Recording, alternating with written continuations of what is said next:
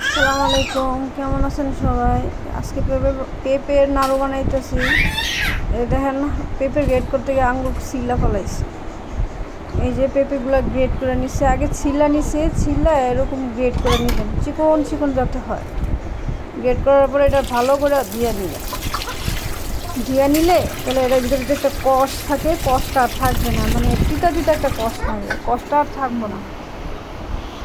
এই যে এটা দিয়ে এখন আমি একটু সিদ্ধ দিব, মানে 5 মিনিটের জন্য সিদ্ধ দিলে হবে।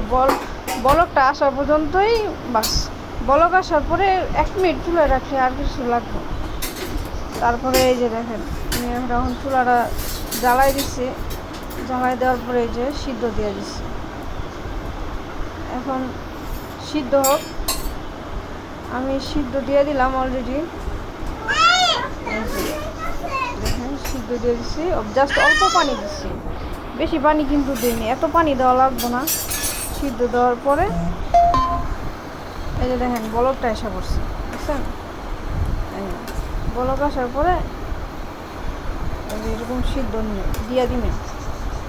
সিদ্ধ দেওয়া বেশিক্ষণ রাখা লাগবো না।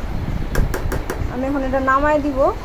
নামাইয়া আমি জাস্ট এই যে পানিটা শুকাইয়া নিছি, একবারে ফালাইয়া ভালো করে ঝরঝরে করে নিচ্ছি, বুঝছেন? তাও কিন্তু পেঁপের ভিতরে যে পানি থাকে না এমন না, পেঁপের ভিতরে কিন্তু অনেক পানি থাকে। এই যে পানিগুলো একটু ঝরা নিবেন, ভালো করে ভালো করে চেপা করে পানি দিয়ে ফালাই দিচ্ছি।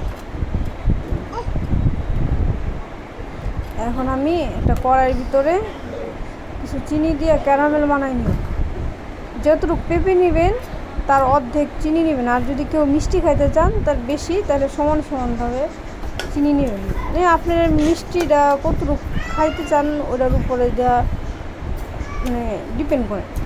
আমি মিষ্টিটা যথেষ্ট মিষ্টি খাই, এখানে চিনি যতটুকু দিচ্ছি তারপরে আবার চিনি দিতে হয়েছে, কারণ এই চিনিটা হয় নাই আমার। এই যে দেখেন ক্যারামেল হইতেছে,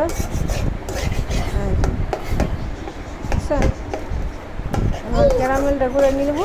এই যে দেখেন ক্যারামেলটা দেখবেন যাতে পুরো না, ভিডিওটা করতে পারি না, দুঃখিত। এই যে এরকম ভিডিওটা, মানে ক্যারামেলটা হওয়ার পরে তো পেঁপেটা দিয়ে দিলে গেটগুলো, তারপরে মনে করেন কোথাও নাড়াচাড়া দিয়ে পানিটা শুকায় নেবেন, শুকায় দেবেন। দলা পাকাইতে পারেন কিনা, তখন দলা পাকাইলে এরকম হয়ে যাবে। ধন্যবাদ।